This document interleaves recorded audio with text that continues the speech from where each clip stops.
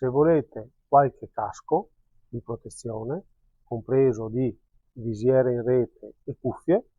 qui da me potete trovare un discreto assortimento, anzi un po' più di discreto, nel senso che possiamo con il variare del prezzo darvi dei caschi per uso occasionale o da privato, o man mano che uno ha delle esigenze sempre più per uso costante o professionale, dei caschi che abbiano delle caratteristiche diciamo sempre più performanti, quindi magari delle cuffie che possono avere un grado di protezione maggiore, delle visiere in rete che possono avere una schermatura più importante anche da un punto di vista della luce,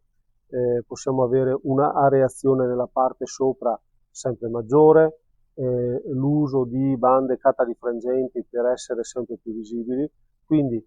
in base al tipo di esigenza possiamo consigliarvi e darvi il caschetto più utile. Vi faccio un esempio su due caschi che sono apparentemente simili, che però si differenziano per alcuni particolari.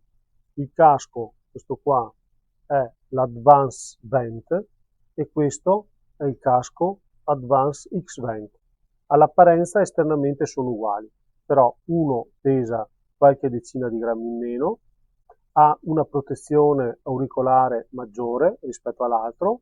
e ha anche una griglia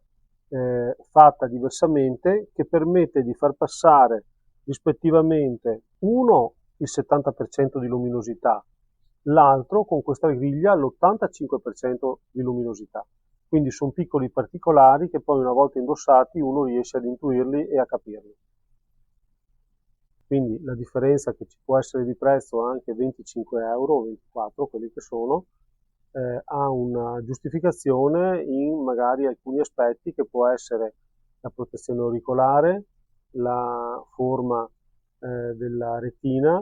e il peso. Anche grammi in meno significano molto se uno lo porta delle ore. Non esitate, venite a trovarci, qui li abbiamo, ve li facciamo vedere, ve li facciamo provare e a questo punto ciao a tutti e buona protezione.